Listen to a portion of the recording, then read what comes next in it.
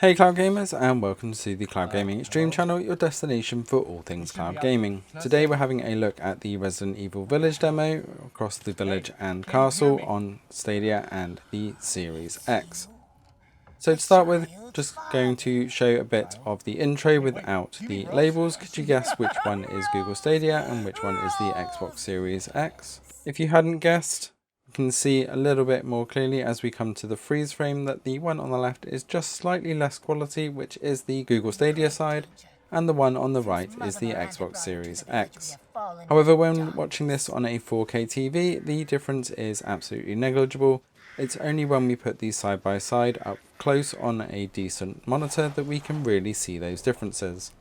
As we see the grass here, we see those differences a little bit more clearly.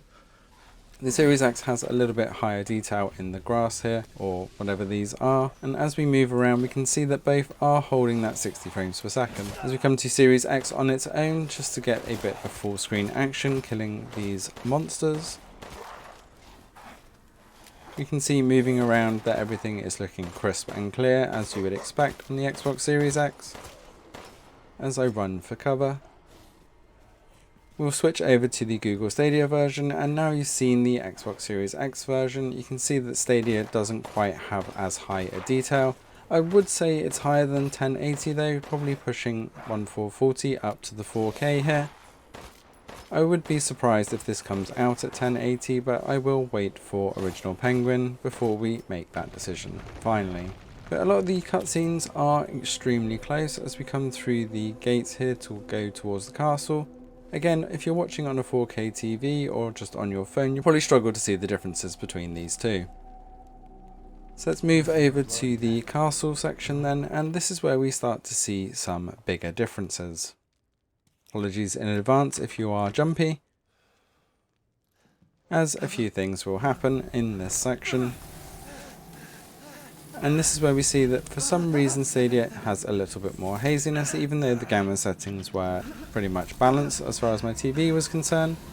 And now we see this swarm, we can see a lot more quality in the Series X side. But again, unless you're comparing side by side, you really aren't going to notice that much of a difference on the big screen. This is the 4K CCU footage.